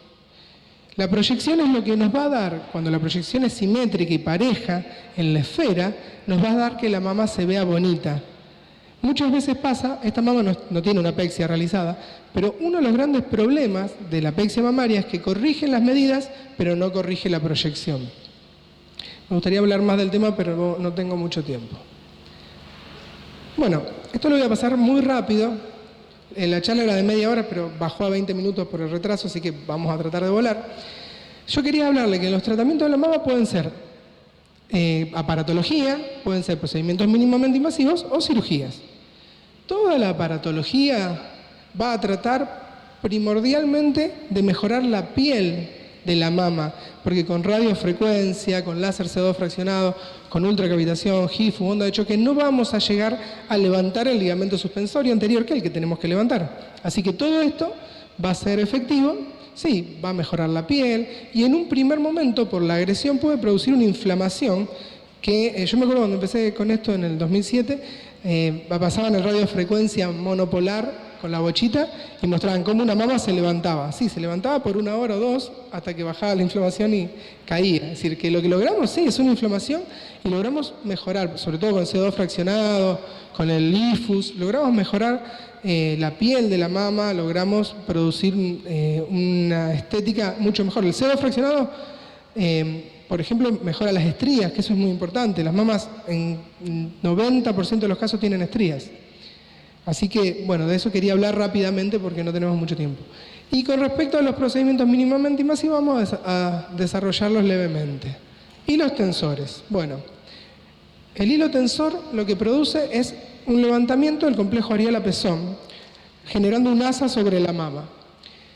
Tiene unos efectos iniciales que son muy poco estéticos. La mama queda como si le pusiéramos 2 bandas elásticas y queda apretada porque el hilo está tirando. Con el tiempo eso se corrige y logra levantar 1 o 2 centímetros del complejo areola-pezón. Pero tiene un defecto, que separa las mamas del surco mamario interno, por lo cual solamente se podría aplicar en mujeres que tengan un surco mamario interno no muy grande, porque si no le van a quedar 2 mamas muy lateralizadas y chiquititas, lo cual va a producir un inesteticismo mayor que el que ya tenía. Riesgo-beneficio no sirve. Con respecto a la liposucción mamaria se puede utilizar en una paciente que tiene mamas grandes y que en la ecografía nos dice que es a expensa de tejido adiposo. Es muy efectiva para sacar grasa, pero tiene un problema, que se los voy a mostrar con una foto. Esta paciente yo le realicé una liposucción mamaria en una mujer grande que no quería quedar bien estéticamente, quería reducir el volumen, porque como verán acá, lo que les comentaba, el sostén como le destruyó los trapecios y tenía cefaleas constantes, era un problema funcional. Yo le expliqué lo que sucedió, que si bien el resultado es bueno, las mamas redujeron muchísimo su volumen, no podemos saber cómo va a quedar la piel de esa mama, porque no podemos asegurar que las areolas se van a levantar, porque la liposucción, como yo siempre le digo a mis alumnos, sirve para sacar grasa, no para sacar piel. ¿La piel se retrae? Sí, siempre se retrae, pero no sabemos cuánto. Entonces, en este caso, redujimos el volumen de la mama, pero las mamas no quedaron simétricas y en una mama quedó más flacidez que en la otra. ¿Por qué sucedió esto? Porque son 2 mamas. Y si son 2, siempre se van a comportar de forma diferente. Es como 2 hermanos gemelos. Son distintos. ¿Por qué? Porque son 2. Si fueran 3, habría uno más alto, uno intermedio y uno más bajo, porque son 3. Es decir, que es imposible que 3 cosas sean totalmente iguales, porque son 3 cosas distintas. Por eso esta mama subió más que esta. Fíjense que acá estaba más abajo y acá subió más. Seguramente se alojó sangre, la sangre produjo una retracción, fibrosis y se levantó. Pero lo que yo les quería comentar es que con la liposucción mamaria podemos corregir el volumen de grasa y va a retraer algo la piel, pero no sabemos cuánto. El lipoinjerto, lipotransferencia, adipofilling, como lo quieran llamar, es sacar grasa de la misma paciente, centrifugarla o no, lavarla o no y aplicarla a la misma paciente. Hay un autor que se llama Coleman que hace mucha lipotransferencia mamaria con agujas muy pequeñitas, con cánulas muy pequeñitas y que tiene buenos resultados, pero sus cirugías demoran 6-8 horas. Yo no hago eso, yo le hago lipotransferencia mama o he hecho en algún momento con jeringas más grandes, no así de 60, pero sí con jeringas de 10. Y lo que yo noté es que sí, mejora, sobre todo si la paciente luego del tratamiento engorda. Pero uno le puede decir a la paciente que engorde porque en general va contra su estética. Si la paciente engorda, la grasa se queda. Si la paciente se queda al mismo peso, el 80% de la grasa se va. Así que no es un tratamiento muy efectivo. Aparte, solamente sirve cuando la paciente tiene flacidez. Si no tiene flacidez, la grasa no estira la piel, por lo cual no va a crecer. Y la paciente hoy en día busca una prótesis mamaria, por lo cual competir con una prótesis mamaria es muy difícil y la lipotransferencia en mamas está en desuso. No así en glúteos, pero en mamas está en desuso. Se puede aplicar en celular subcutáneo, en intramuscular, entre medio de los dos músculos, pero hay dos cosas a tener en cuenta en la lipotransferencia mamaria. La primera es que nunca hay que aplicarlo dentro de la glándula porque produce liponecrosis que van a llevar luego a hacer microcalcificaciones y van a complicar el diagnóstico del cáncer. Siempre hay que hacer mamografía previa y posterior para saber que las liponecrosis que se produjeron son por el procedimiento quirúrgico, así como lo puede producir una prótesis mamaria.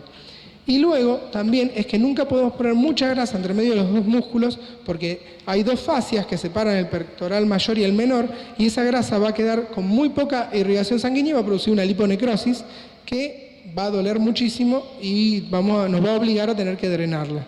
Por lo cual la grasa siempre hay que distribuirla bien. Bueno, los rellenos. Los rellenos se pueden utilizar, la silicona está prohibida, aparte que no sirve, lo sabemos.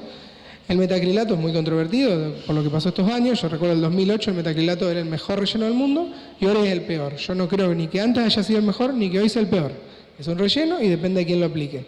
Ácido hialurónico da unos resultados excelentes. Si fuera barato el ácido hialurónico tendríamos ácido hialurónico desde el pelo a los pies, pero no es barato, por eso no lo usamos tanto, pero los resultados son muy buenos. Y bueno, y nos vamos a lo que a muchos les interesa, que es los procedimientos quirúrgicos.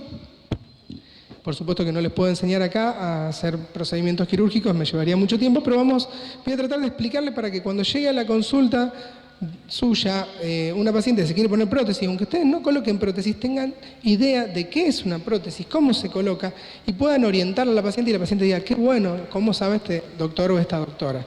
Yo empecé haciendo medicina estética, lo hice por muchos años, y después hice cirugía plástica, así que yo sé que acá hay muchos médicos que hacen medicina estética, estuve en su lugar, y sé que llegó una paciente y me decía, me quiero poner prótesis, yo le decía, no hago prótesis, y no quería que me siga preguntando porque yo no sabía nada de prótesis. Y me parece que es importante que todos sepamos, conozcamos las técnicas para poder orientar a la paciente y que la paciente sienta que somos buenos médicos, ¿no? Así que cuando hablamos de prótesis mamaria, tenemos que tener en cuenta que hay tres cosas importantes y por eso nos hacemos mucho lío. Se hace mucho lío los que no hacen prótesis mamaria, que es la vía de abordaje, por un lado, dónde vamos a ingresar, dónde vamos a cortar para entrar con la prótesis. La prótesis mamaria en realidad es una cirugía de inclusión mamaria, es decir, nosotros vamos a poner una prótesis, vamos a incluir una prótesis que no estaba. Así que el nombre no sería prótesis mamaria, sino inclusión mamaria. Pero pongo prótesis mamaria porque todo el mundo lo conoce de esa manera. El tipo de prótesis, porque hay muchísimos tipos de prótesis y con el tiempo va a haber cada vez más tipos de prótesis, porque la prótesis es cara y a mucha gente le interesa producir prótesis porque como el hialurónico, como el Botox, generan una gran industria, como los fármacos. Muchas veces ganan más los que venden las prótesis que los que las ponemos, así que bueno, por eso hay tantos tipos de prótesis. Y después, ¿en qué plano vamos a colocar estas prótesis? La incisión se puede hacer por muchos lados y hay tal vez más que estas son las más frecuentes. El surco mamario inferior es el que primero se utilizó, luego la axila para esconder un poquito la cicatriz y luego la areola. La areola yo creo que es el mejor lugar porque es una piel de transición que la cicatriz se esconde muy bien. Pero ¿qué pasa? Tenemos que seccionar la glándula mamaria para poder aplicarlo y por eso mucha gente todavía sigue usando el surco mamario inferior, por miedo a que la paciente no pueda amamantar o que tenga una flebitis luego de cuando vaya a amamantar. Yo hace mucho que pongo prótesis mamaria y tuve flebitis en pacientes que le puse por areola, que es la vía de abordaje que yo utilizo, pero en general ceden rápidamente y la paciente puede amamantar tranquila. Así que a mí me gusta muchísimo la vía de abordaje de la areola porque tenemos que priorizar la estética, y estéticamente una cicatriz en el tórax es lo peor que podemos hacer. Doctor, estamos a 5 minutos. ¿Listo? Apuramos un poquito entonces. Bueno, el tipo de prótesis. Tenemos prótesis lisa y texturizada. ¿Qué significa esto? Lo deben haber escuchado un montón de veces. La lisa tiene una textura lisa y produce que el cuerpo reaccione produciendo una contractura capsular. Todas las prótesis generan una cápsula. Esta cápsula es normal, pero muchas veces esta cápsula, porque la prótesis es lisa y se mueve dentro de esta cápsula, se empieza a poner cada vez más dura y produce una contractura que tiene 3 grados. En el grado 1 solamente la mama se pone dura, grado 2 se pone dura y se levanta, grado 3 dura, levanta y duele. Y cuando duele ya molesta. Aparte muchas veces pasa unilateralmente, disculpen que hablo rápido, queda poco tiempo, pero y aparte deforma, entonces van a tener una mama al nivel de las clavículas y la otra a nivel de la octava costilla, y esto hace que la paciente se vea desfigurada. Por eso se utilizan las prótesis texturizadas. Y ahora hay unas prótesis muy buenas que son nanotexturizadas, que tienen una textura mucho más finita, y eso produce que no se pegue tanto el músculo y que cuando la paciente levante los brazos, la prótesis no se mueva. Así que, prótesis, si vamos a utilizar texturizada. Luego, tenemos la prótesis en forma de gotas, las prótesis que se llaman anatómicas. Esto es relativo, porque si ustedes se fijan, la prótesis anatómica en realidad es un círculo con un pico, es decir, que si a esta prótesis le ponemos acá un pico, se vuelve anatómica. Así que lo importante es poner la prótesis redonda donde la tenemos que poner. Pero bueno, la prótesis anatómica es una opción, en algunos pacientes va bien, pero ¿qué pasa? Viene con una sola anatomía, no viene de distintos grados de anatomía, y las pacientes no tienen todo el mismo largo de tórax. Entonces, por ahí en una paciente puede quedar bien y en otra puede quedar mal. Esto es lo que le decía de la textura, prótesis lisa, prótesis texturizada. Bueno, las prótesis tienen proyección.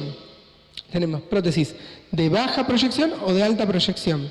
Eso es el tamaño, es un semicírculo, sería el radio del círculo, lo que produce la proyección. Y también tenemos prótesis que vienen llenas al 100%, llenas al 95% y llenas al 85%.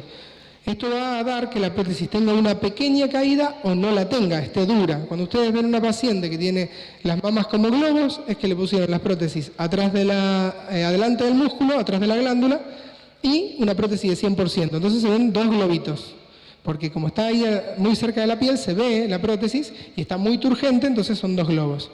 Si uno pone, por ejemplo, una mama llena al 85% detrás del músculo, en general no se nota que es una prótesis mamaria, porque tiene muchísima más caída. Pero la perfección sería poner una mama al 100% atrás del músculo. Pero queda un poco artificial porque ya cuando vemos una mama hermosa, pensamos que es una prótesis. Así que hoy en día tratamos de no dejarlas hermosas porque si no quedan artificiales. Pero yo he tenido pacientes naturalmente con mamas hermosas que parecían prótesis y no lo eran. Así que tendríamos que buscar la perfección. Pero bueno, vamos viendo de acuerdo a la edad y a lo que busque la paciente. Este es el plano de colocación. Tenemos por detrás de la glándula, se llama retroglandular, o por detrás del músculo, retropectoral. Por detrás del músculo se puede poner detrás del pectoral mayor o detrás del pectoral menor y directamente por encima de las costillas.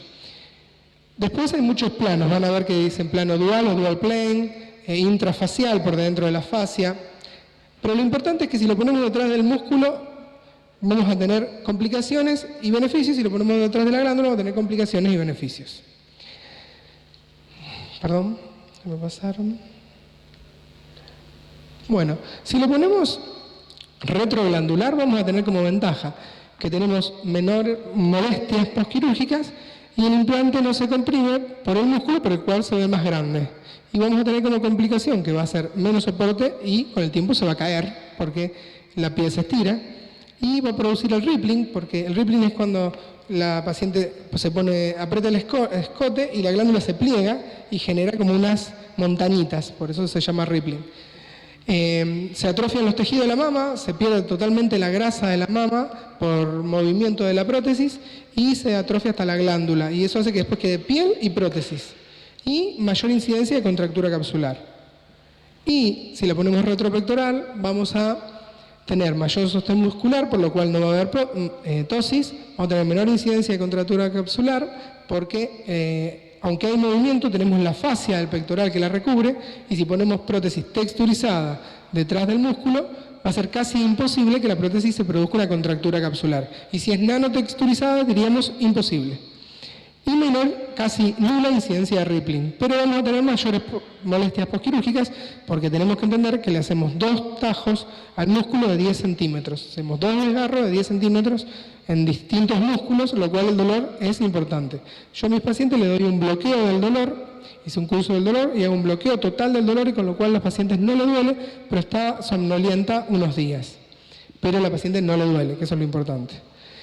Y lo que en general pasa es que las prótesis quedan altas porque el músculo las empuja hacia arriba, por lo cual hay que poner una banda para empujarlas hacia abajo y que queden en su posición, en la posición que buscamos. Estos son unos resultados. Una paciente con hipomastia, prótesis mamaria.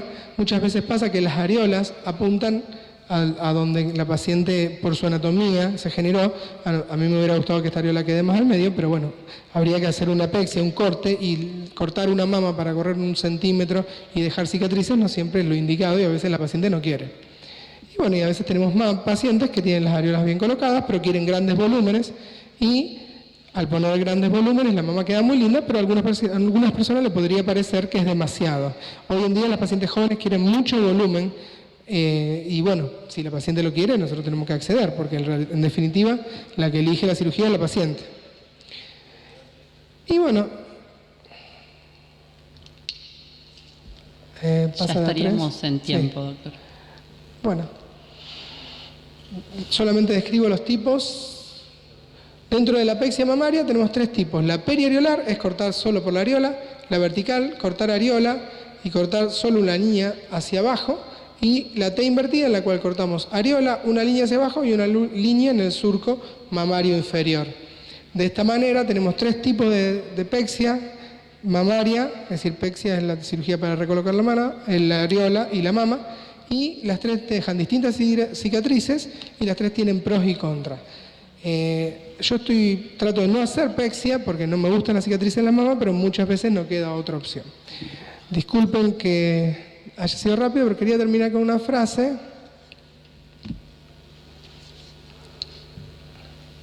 Un segundito.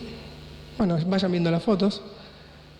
Eso es una apexia vertical, eso es una incisión de una apexia vertical, y esto es una apexia en T. Lo importante no es la técnica, sino el resultado. Yo veo mucho que hablan de la técnica y no del resultado. Acá tenemos pacientes que tienen que quedar bellos, nosotros hacemos eso. Así que busquen el resultado, háganlo bien, háganlo con ganas, con pasión, que la estética es la rama más importante de medicina, no me importa lo que digan todos los otros médicos, que no entienden que la psicología de los pacientes hacen que los pacientes se enfermen. Así que muchas gracias, espero que les haya gustado, y muchas gracias por dejarme cerrar. Muchas gracias.